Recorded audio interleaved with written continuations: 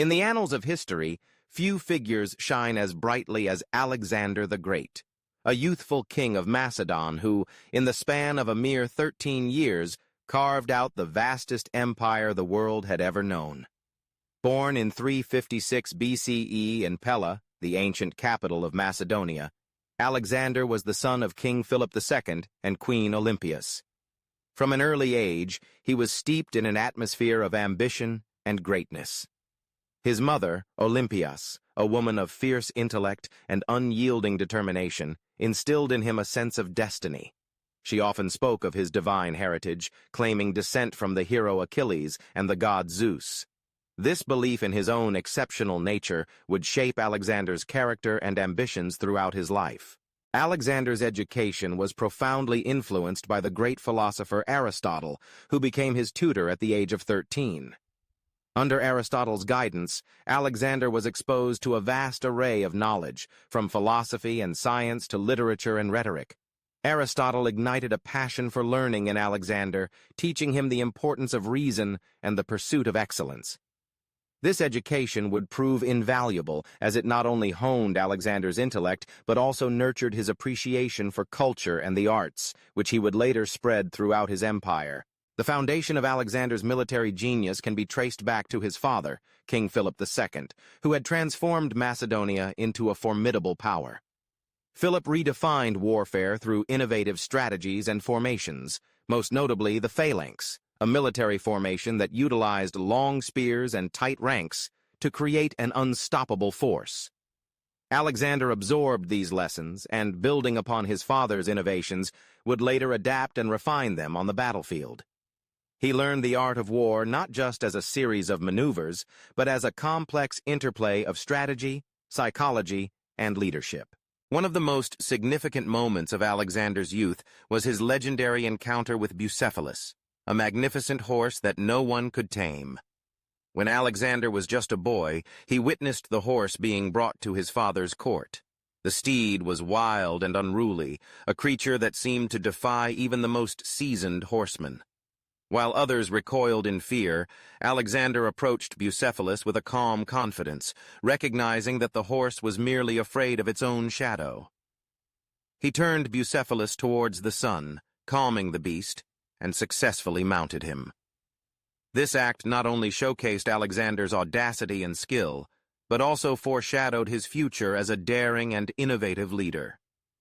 From that day forward, Bucephalus became Alexander's loyal companion, a symbol of his power and prowess. In 336 BCE, tragedy struck when Philip II was assassinated, thrusting the 20-year-old Alexander into the role of king.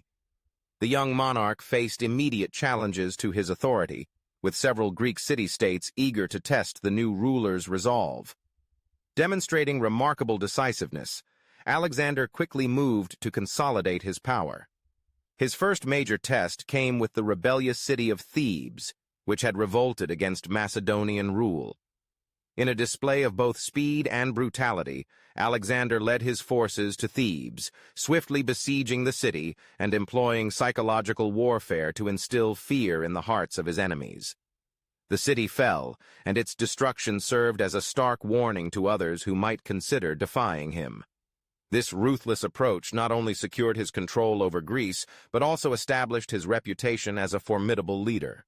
With Greece under his command, Alexander turned his gaze eastward towards the Persian Empire, a vast realm that had long been the dominant power in the region. The Persian campaign would become the defining chapter of Alexander's life, showcasing his tactical brilliance and unmatched leadership. His first significant battle against the Persians occurred at the Granicus River in 334 BCE.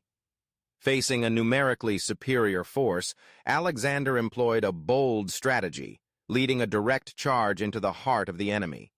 His audaciousness inspired his troops, and they followed him fearlessly into battle. The Macedonian victory at Granicus set the stage for further conquests and marked the beginning of Alexander's legendary campaign against Persia. The next major confrontation came at the Battle of Issus in 333 BCE. Once again, Alexander faced a larger Persian army, led by King Darius III himself. The battlefield was narrow, which played to Alexander's advantage, allowing him to utilize his superior tactics and the discipline of his troops. In a brilliant maneuver, Alexander led a decisive charge against Darius, forcing the Persian king to flee the battlefield. This victory not only solidified Alexander's reputation as a military genius, but also opened the door for him to claim the heart of the Persian Empire, including its rich cities and resources. One of the most remarkable episodes of Alexander's military career was the siege of Tyre in 332 BCE. The city was famously well fortified and located on an island, presenting a significant challenge for the Macedonian forces. Undeterred, Alexander exhibited his engineering genius by constructing a causeway to reach the island city. This audacious feat of engineering took months of relentless effort, but it ultimately paid off. The siege culminated in the fall of Tyre, showcasing Alexander's determination and his ability to adapt to the challenges of warfare. The conquest of Tyre not only demonstrated his military prowess, but also sent a clear message to the rest of the Persian Empire that resistance was futile. With Tyre under his control, Alexander continued his relentless pursuit of Darius, moving deeper into Persian territory. The climax of this campaign was the Battle of Gaugamela in 331 BCE, a confrontation that would become legendary in military history. Darius had assembled a massive army, reportedly numbering in the hundreds of thousands, while Alexander commanded a force of around 40,000 men. Despite the overwhelming odds, Alexander's tactical finesse shone through. He employed a series of feigned retreats and flanking maneuvers, outsmarting Darius at every turn.